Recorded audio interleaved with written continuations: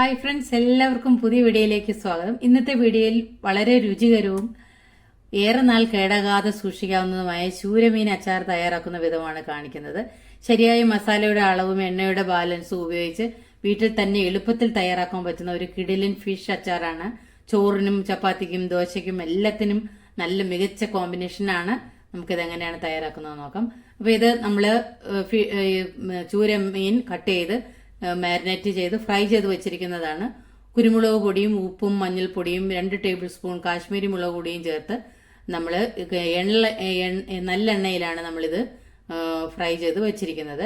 വെളിച്ചെണ്ണ ഉപയോഗിക്കേണ്ടവർക്ക് ഉപയോഗിക്കാം. വെളിച്ചെണ്ണയാകുമ്പോൾ നമ്മൾ ഫ്രിഡ്ജിൽ സ്റ്റോർ ചെയ്യുമ്പോൾ ഇത് കട്ടിയായി പോകും. അതുകൊണ്ടാണ് എള്ളെണ്ണയോ കടുകെണ്ണയോ ഒക്കെ ചേർത്ത് അച്ചാർ തയ്യാറാക്കുന്നതാണ് ഏറ്റവും നല്ലത്. നമ്മളിപ്പോൾ ഒരു ചട്ടിയിലേക്ക് ഒരു 1/4 കപ്പ് എണ്ണ ഒഴിച്ചു കൊടുത്തിട്ടുണ്ട്. അതിലേക്ക് എണ്ണ ചൂടായി കഴിഞ്ഞപ്പോൾ 1 ടീസ്പൂൺ കടുകും 1 ടീസ്പൂൺ ഉലുവയും ഇട്ട് കൊടുത്തിട്ട് അതൊന്ന് പൊട്ടി കഴിയുമ്പോൾ നമുക്കതിലേക്ക് 1/4 കപ്പ് ഇഞ്ചി നീളത്തിൽ അരിഞ്ഞത് നമ്മൾ ഇതിലേക്ക് ഇട്ട് കൊടുത്തിട്ട് ചെറുതായിട്ടൊന്ന് മൂത്ത് വരുന്ന സമയത്ത് നമുക്കിതിലേക്ക് 1/4 കപ്പ് വെളുത്തുള്ളി പൊളിച്ചതും കൂടി നമുക്കിതിലേക്ക് ഇട്ട് കൊടുക്കാം. വലിയ സൈസിലുള്ളതാണെങ്കിൽ ഒന്ന് കട്ട് ചെയ്തിട്ട് ഇട്ട് കൊടുക്കാം. ഇല്ലെങ്കിൽ അങ്ങനെ തന്നെ ഇട്ട് കൊടുത്താൽ മതി, കുഴപ്പമൊന്നുമില്ല. ഇതൊന്ന് നമുക്ക് നന്നായിട്ട് ഇളക്കി കൊടുത്ത് ഒന്ന് നമുക്ക് മൂപ്പിച്ചെടുക്കണം. നമ്മളിപ്പോൾ ഫിഷ് ഫ്രൈ ചെയ്ത ഓയിലൂടെ നമുക്കിതിലേക്ക് ഒഴിച്ചു കൊടുത്തിട്ടുണ്ട്. ഫിഷ് ഫ്രൈ ചെയ്ത ഓയിൽ ഉണ്ടെങ്കിൽ അതിൽ തന്നെ തയ്യാറാക്കുന്നതാണ് ഏറ്റവും നല്ലത്.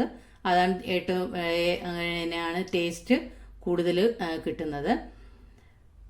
അപ്പം നമുക്ക് ഇതൊന്ന് മൂത്ത് വരാൻ തുടങ്ങിയിട്ടുണ്ട്. നമുക്കിതിലേക്ക് കുറച്ച് കറി ലീവ്സ് കൂടി നമുക്കിതിലേക്ക് ഇട്ട് കൊടുക്കാം.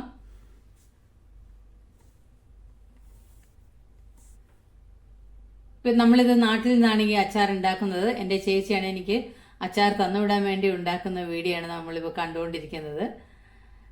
പിന്നെ ഈ മസാലയ്ക്ക് വേണ്ടിയിട്ടുള്ള ഉപ്പ് മാത്രം നമുക്ക് ഇതിലേക്ക് ചേർത്ത് കൊടുക്കാം. നമ്മൾ നേരത്തെ ഫിഷ് ഫ്രൈ ചെയ്തപ്പോൾ ഉപ്പ് ചേർത്ത് കൊടുത്താണ് വറുത്തെടുത്തത്. അതുകൊണ്ട് ഇപ്പം നമുക്ക് ഈ മസാലയ്ക്ക് വേണ്ടി മാത്രം ഒരു ശകലം ഉപ്പ് ചേർത്ത് കൊടുത്തിട്ടുണ്ട്.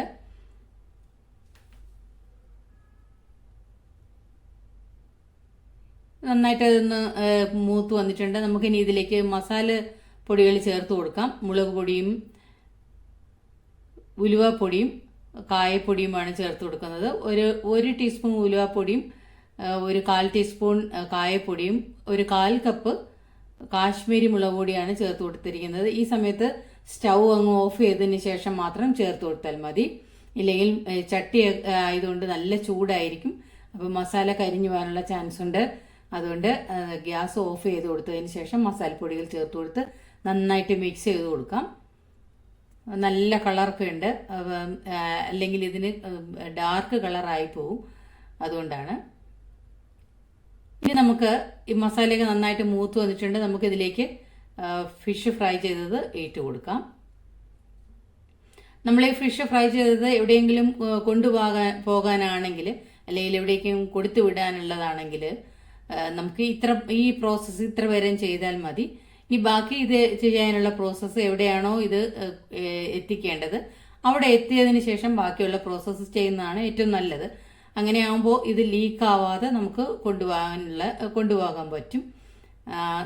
അതുകൊണ്ട് ബാക്കിയുള്ള പ്രോസസ്സൊക്കെ എവിടെ എത്തിയതിന് ശേഷം ചെയ്യുന്ന അതാണ് നല്ലത്. ഇപ്പം നമ്മളിപ്പോൾ ഇത്രയേ ചെയ്യുന്നുള്ളൂ. ഇതൊന്ന് നന്നായിട്ടൊന്ന് മിക്സ് ചെയ്ത് തണുത്ത് കഴിഞ്ഞിട്ട് നമുക്കൊരു ബോട്ടിലാക്കിയിട്ട് നമുക്ക് പാക്ക് ചെയ്ത് നമുക്കിനി ഇത് കൊണ്ടുവന്നതിന് ശേഷം ബാക്കിയുള്ള പ്രോസസ്സ് ഞാൻ കാണിച്ചു തരാം. നന്നായിട്ട് ഇതിൽ നമുക്ക് മസാലയൊക്കെ നന്നായിട്ടൊന്ന് പിടിക്കത്തക്ക വിധത്തിൽ ഇളക്കി കൊടുക്കാം. എന്നിട്ട് ഇത് ബോട്ടിലാക്കി നമുക്കത് സ്റ്റോർ ചെയ്ത് കൊണ്ടുവരാവുന്നതാണ്. ഇപ്പം ഞാനിത് ഇങ്ങനെ കൊണ്ടുവന്ന് ഇനി ബാക്കിയുള്ളതെല്ലാം നമുക്ക് അച്ചക്കല കിച്ചണിലാണ് ഞാനിനി ഇത് കാണിക്കാൻ പോകുന്നത്. അപ്പോൾ അച്ചക്കല കിച്ചണിൽ നമുക്കിത് എങ്ങനെയാണ് ചെയ്യുന്നതെന്ന് നമുക്കിന്ന് കണ്ടു നോക്കാം. അപ്പോൾ നമ്മുടെ വീഡിയോ കണ്ടുകൊണ്ടിരിക്കുമ്പോൾ തന്നെ ഇഷ്ടപ്പെടുമെങ്കിൽ എല്ലാവരും ഒന്ന് ലൈക്ക് ചെയ്തേക്കും. ഇപ്പോൾ നമ്മൾ ഇവിടെ എത്തിയിട്ടുണ്ട്. നമുക്കിനി ഇത് ബാക്കിയുള്ള പ്രോസസ്സ് ചെയ്യാം. ഇവിടെ നമുക്ക് ചട്ടിയൊന്നുമില്ല. അപ്പോൾ ഞാനൊരു കടായി വെച്ച് കൊടുത്തിട്ടുണ്ട്. അതിലേക്ക് കുറച്ച് ഓയിൽ ഒഴിച്ചു കൊടുത്തിട്ടുണ്ട്. അതിലേക്ക് ഒരു 2 table spoon ginger garlic paste ഇട്ട് കൊടുത്തിട്ടുണ്ട്. ഇതൊന്ന് നമുക്ക് അതിൻ്റെ റോ ടേസ്റ്റൊക്കെ ഒന്ന് മാറുന്നതിന് വേണ്ടിയിട്ട് നമുക്കിതൊന്ന് ഇളക്കി കൊടുക്കാം. ഒന്ന് ചെറുതായിട്ടൊന്ന് മൂത്ത് വരുന്ന സമയത്ത് ഞാനിപ്പോൾ ഇതിലേക്ക് ഒരു 2 ടേബിൾ സ്പൂൺ കാശ്മീർ മുളക് പൊടി കൂടി ചേർത്ത് കൊടുക്കുന്നുണ്ട്. മീനച്ചാറൊക്കെ ആകുമ്പോൾ ഒന്ന് മസാലയൊക്കെ ഒന്ന് പുരണ്ടിരിക്കണമല്ലോ, അതിന് വേണ്ടിയിട്ട്. അല്ല, നേരത്തെ നമ്മൾ ചേർത്ത് അത്രയും മുളക് പൊടി ഉള്ളവർക്ക് അത്രയും ചേർത്താൽ മതി. ബാക്കിയുള്ള പ്രോസസ്സൊക്കെ പിന്നീട് അതിൻ്റെ കൂട്ടത്തിൽ തന്നെ ചെയ്തെടുക്കാവുന്നതാണ്. ഇപ്പം ഞാനിപ്പോൾ 2 ടീസ്പൂൺ കാശ്മീരി മുളക് പൊടി ചേർത്ത് ഒന്ന് റോസ്റ്റ് ചെയ്തെടുത്തിട്ട് നമ്മളിതിലേക്ക് 1.5 കപ്പ് വിനീഗറാണ് ഒഴിച്ചു കൊടുക്കുന്നത്, വിനാഗിരി. വെള്ളം അല്ല നമ്മൾ ചേർത്ത് കൊടുക്കേണ്ടത്, ഇതിൽ വിനാഗിരിയാണ് ചേർത്ത് കൊടുക്കുന്നത്. നന്നായിട്ട് ഇതൊന്ന് തിളച്ച് വരുമ്പോൾ നമുക്ക് ഇനി ഇതിലേക്ക് ആവശ്യത്തിന് ഉപ്പ് ചേർത്ത് കൊടുക്കാം. നമുക്ക് ഈ മസാലയ്ക്ക് വേണ്ടിയിട്ടുള്ള ഉപ്പ് മാത്രം ചേർത്ത് കൊടുക്കാം. ഫിഷ് അച്ചാറൊക്കെ എല്ലാവർക്കും ഉണ്ടാക്കാൻ അറിയാവുന്നതായിരിക്കും, ഞാൻ ഉണ്ടാക്കുന്ന രീതിയാണിത്. ഇനി ഇതിലേക്ക് ഇത്തിരി ഉപ്പ് നമ്മൾ ചേർത്ത് കൊടുക്കുന്നുണ്ട്, ഈ മസാലയുടെ ടേസ്റ്റിന് വേണ്ടി മാത്രം. ഇനി ഇതൊന്ന് തിളച്ചൊക്കെ വരുമ്പോൾ ഇതിൻ്റെ ആ കുത്തലൊക്കെ ഒന്ന് മാറുന്നതിന് വേണ്ടിയും ടേസ്റ്റൊക്കെ ഒന്ന് ബാലൻസ് ചെയ്യുന്നതിന് വേണ്ടിയിട്ടും നമ്മൾ ഇതിലേക്ക് ഒരു 2 ടേബിൾ സ്പൂൺ വരെ ശർക്കര ചേർത്ത് കൊടുക്കാം. ആ ശർക്കരയൊക്കെ ഒന്ന് മെൽറ്റായി വരുമ്പോൾ ഫിഷ് നമ്മൾ ഫ്രൈ ചെയ്ത് കൊണ്ടുവന്നത് കൂടി നമുക്കിതിലേക്ക് ചേർത്ത് കൊടുത്ത് ഞാനിപ്പോൾ സ്റ്റൗവും ഓഫ് ചെയ്ത് കൊടുത്തിട്ടുണ്ട്. നന്നായിട്ട് നമുക്കിത് മിക്സ് ചെയ്തിട്ട് നമുക്ക് മസാലയൊക്കെ നന്നായിട്ട് ആ ഫിഷിൻ്റെ കഷ്ണങ്ങളൊക്കെ ഒന്ന് പിടിച്ചു വരട്ടെ. അതിന് വേണ്ടിയിട്ട് നമുക്കത് ഇളക്കി കൊടുക്കാം. എന്നിട്ട് നമുക്കിത് നന്നായിട്ട് തണുത്ത് കഴിയുമ്പോൾ ബോട്ടിലിലാക്കി നമുക്ക് 2-3 ദിവസം പുറത്ത് തന്നെ വെച്ചിരുന്നതിന് ശേഷം ഫ്രിഡ്ജിലേക്ക് മാറ്റണമെങ്കിൽ മാറ്റിയാൽ മതി. നമുക്ക് യൂസ് ചെയ്യാനുള്ളത് പുറത്ത് തന്നെ വെച്ചിട്ട് ബാക്കിയുള്ള ബോട്ടിൽ നമുക്ക് ഫ്രിഡ്ജിൽ വേണമെങ്കിൽ സ്റ്റോർ ചെയ്ത് വെക്കാം. പുറത്ത് വെച്ചാലും കേടാകുകയൊന്നുമില്ല, നമ്മൾ ഇതിനകത്ത് വെള്ളമൊന്നും ചേർത്ത് കൊടുക്കുന്നില്ല. അതുകൊണ്ട് ഇനി കുറച്ചുകൂടെ ലൂസാക്കി എടുക്കണം എന്നുള്ളവർക്ക്, വെള്ളം ചേർക്കണം എന്നുള്ളവർക്ക് വെള്ളം നന്നായി തിളപ്പിച്ച് അത് തണുത്ത് കഴിയുമ്പോൾ ഇതിലേക്ക് ഒഴിച്ച് ലൂസാക്കി എടുക്കാം. അങ്ങനെ ഉള്ള അച്ചാറ് കേടായി പോകാനുള്ള ചാൻസ് ഉണ്ട് പെട്ടെന്ന്.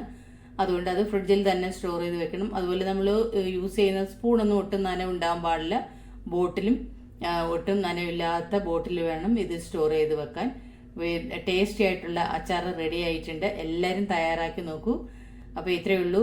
നമ്മുടെ ചാനൽ ഇതുവരെ സബ്സ്ക്രൈബ് ചെയ്യാതെ കാണുന്നവരാരെങ്കിലും ഉണ്ടെങ്കിൽ ഒന്ന് സബ്സ്ക്രൈബ് ചെയ്ത് സപ്പോർട്ട് ചെയ്യാനും കൂട്ടുകാർക്കും എല്ലാം ഷെയർ ചെയ്ത് കൊടുക്കാനും നിങ്ങളുടെ വിലയേറിയ അഭിപ്രായങ്ങൾ എന്നെ അറിയിക്കാനും ലൈക്ക് ചെയ്യാനും മറന്നു പോകരുത്.